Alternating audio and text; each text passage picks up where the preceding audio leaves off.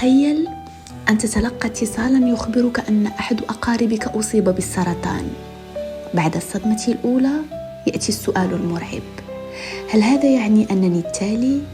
هل أنا معرض للإصابة؟ هذا السؤال ليس غريبا، لكنه محير، لأن الإجابة ليست كما يظن أغلب الناس.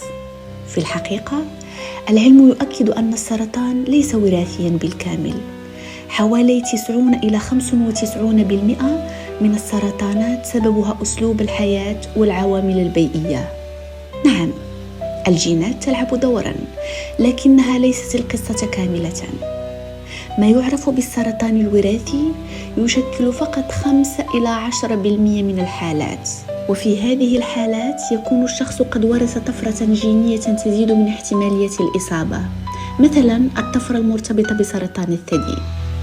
لكن وحتى لو كانت هذه الطفرات موجودة، هذا لا يعني أن الإصابة حتمية، بل فقط أن الخطر أعلى من المعدل الطبيعي. ما الذي يحدد إذن إن كنا سنصاب؟ الجواب: نمط حياتك.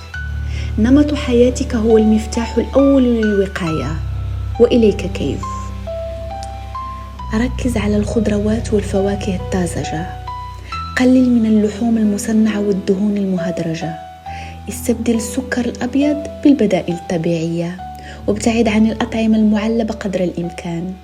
الحركة اليومية: 30 دقيقة من النشاط البدني يوميا، حتى لو كانت مجرد مشي.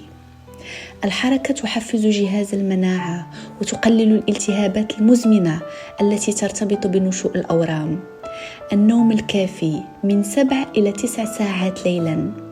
النوم يعيد ترميم الخلايا ويعزز وظائف الدماغ والمناعة. الضغط النفسي المستمر يغير تركيبة الهرمونات ويضعف المناعة. استخدم التأمل والتنفس العميق، أو حتى محادثة بسيطة مع من تحب. كذلك الفحوصات الدورية. الكشف المبكر يمكن أن ينقذ حياتك. لا تهمل الفحوصات الروتينية، خاصة إن كان لديك تاريخ عائلي.